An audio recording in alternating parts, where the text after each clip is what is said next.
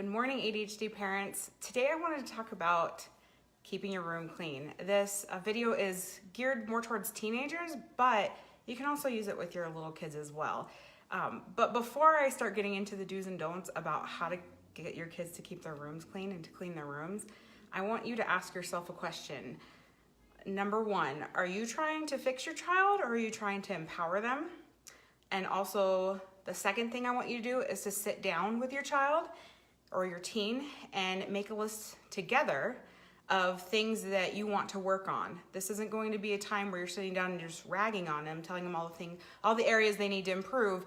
This is a relationship building exercise where they can talk about the things that are most concerning to them, whether it's their morning routine or finding friends or their self-esteem, those types of things. You can chime in, but I want it to be more of a teen-led activity, child-led activity.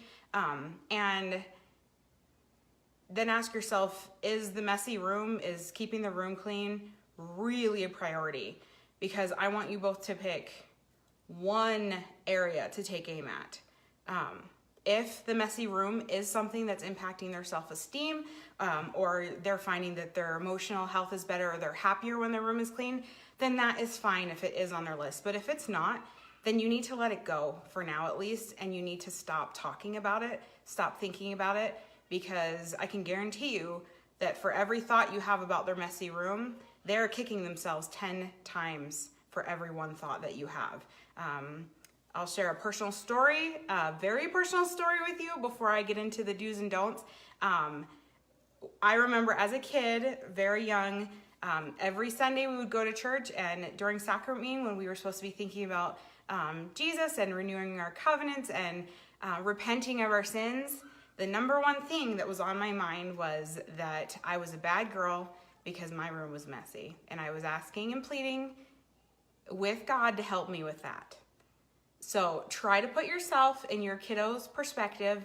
And that went on all through adulthood. Even now, probably keeping a tidy house is one of my biggest struggles. Mind you, the admins in the group can tell you, it's not that bad. I'm probably a lot harder on myself than I need to be, but it's always a struggle, and we'll talk, a little bit about why. So if it's something you want to tackle, that is totally fine, and let's get into it. So do have your teen choose a reward, whether it's like going to the movies, or maybe there's a pair of shoes that they really wanted, or a game that they really are interested that they want to download. Have them choose a reward. You have to know that with ADHD, there's no, you don't get the same satisfaction that other people do from checking something off a list. You don't get the same chemical release in the brain. So it kind of feels like, well, what's the point? And it also feels overwhelming, all the time. So do have them choose a reward so that they at least can think about that, and it can kind of give them a little push that they need. Don't shame or guilt or punish over this. It is not, a clean room is not worth your relationship or your child's self-esteem. Do break it down. Even now, when I'm making my to-do list, I break it down. I have to put showering on my to-do list. You'd think at 32 that would be like a given. Sorry, it's not. So my 10-year-old and my 7-year-old, this is something my mother did with me, and it taught me how to break things down. You can't just say, go clean your room, or set timers and say, I'm gonna come in, and if it's not done in 30 minutes, I'm gonna take a trash bag and start throwing stuff away. We've all been there, we've all done it.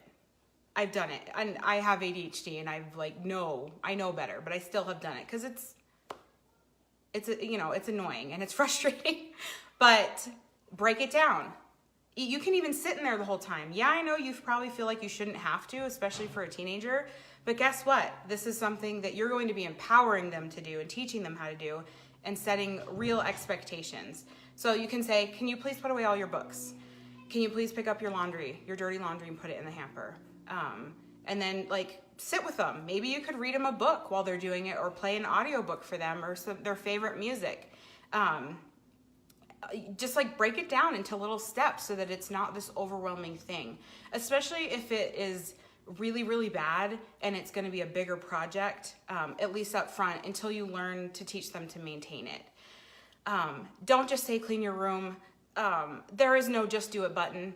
Like, I wish there was a just do it button. It's still a struggle for me. But through these tools that I'm giving you, that's how I've learned to do it. Otherwise, I just wouldn't ever do it, because it's such a struggle. Do simplify, donate. Oh my word. Everybody has too much stuff. Everybody.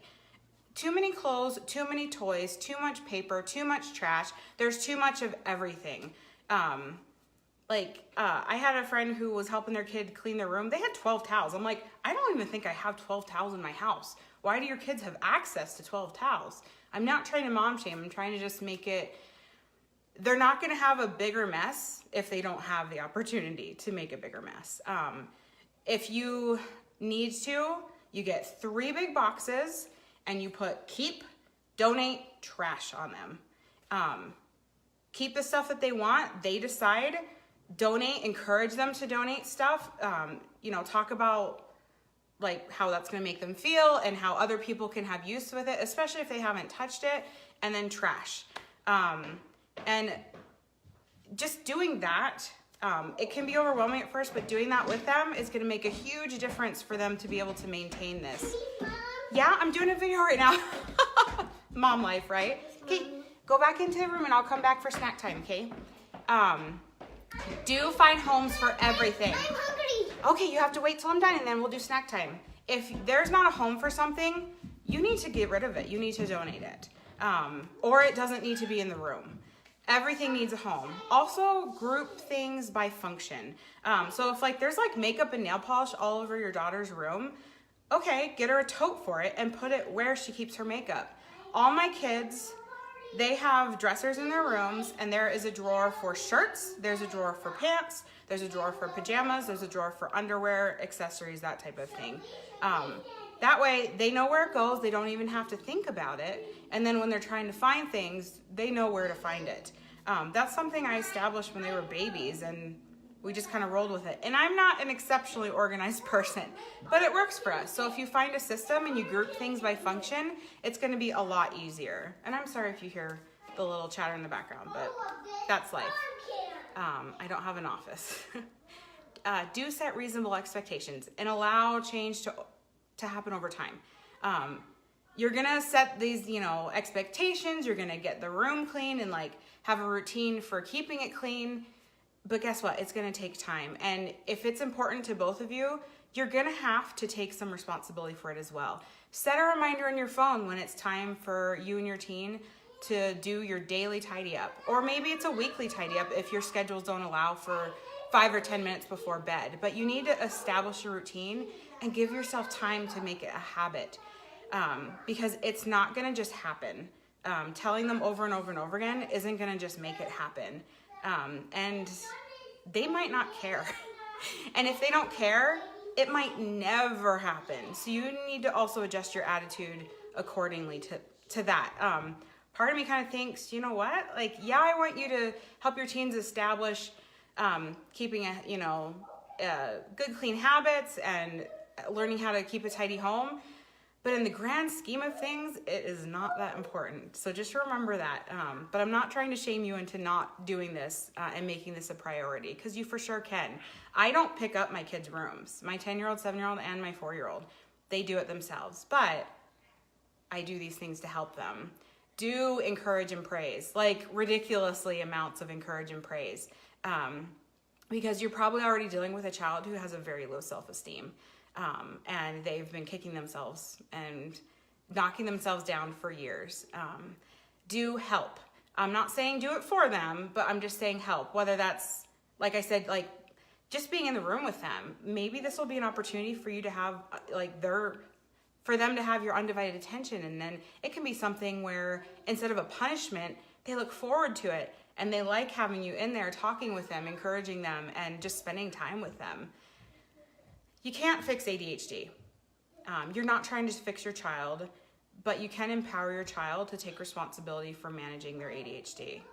So hopefully with these tips, this is something that you can implement, and I want to hear things that have worked for you guys, organizing tools, some more of your struggles, but I don't want this to become a complaint about your child, especially the activity where you guys are making a list together of things you want to improve. Because also, when I do this with my children and we're doing our one-on-one time, they tell me things like that I need to work on, and that's okay. But just remember that for everything you say they need to work on, every time you tell them that their room is messy or that type of thing, you might be just saying, your room is really messy, you should really work on that. To them, that is a knife to the heart. They are sensitive. They already are really hard on themselves. So just remember that and build them up, praise them. Even if their room isn't completely clean, you can even say, I really like that you've been putting your clothes in the hamper. I really appreciate that. Really praise them. So I hope this is helpful, and I'm sorry if you can't hear because the little voices in the background, but I just wanted to get this information to you right away, and I can't wait to hear from you and see if this is helpful for you.